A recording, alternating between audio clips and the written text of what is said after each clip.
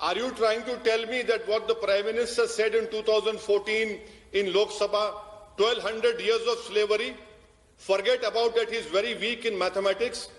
The Muslim rule was only for 450 years. He talked about 1200 years of slavery, so who should move on? Are you trying to tell me that the killings of Mahatma Gandhi should be forgotten? Let us move on. Are you trying to tell me that the butchering and genocide of Sikhs in 84 should be forgotten and moved on?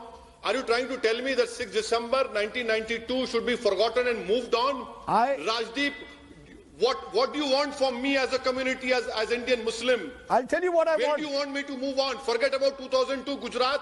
You should not ask this question to me because I am not responsible for the demolition of Babri Masjid. I am not responsible for the communal riots which took place in the streets of Mumbai.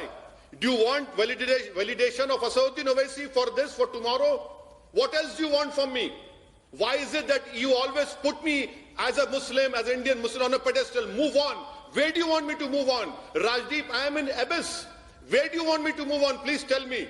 I cannot move on further. You, people like you, people who aspire to this Hindutva ideology, where do I move on? You have suffocated me. What happened to all those secular parties? Hindu, Muslim or communal amity can only happen if the constitution is followed in principle and implemented in toto. Simple. Forget about all these flowery statements by Rajdeep Sardesai. What happens on the ground is important. Where are these secular parties now? Why are they quiet now?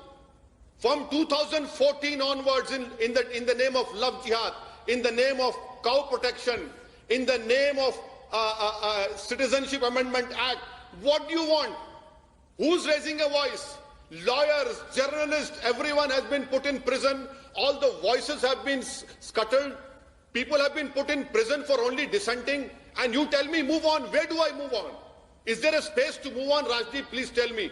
There is no space to move on apart from fighting in a constitutional way, in a democratic way against this government, which is hell-bent on weakening the constitutional structure of this country.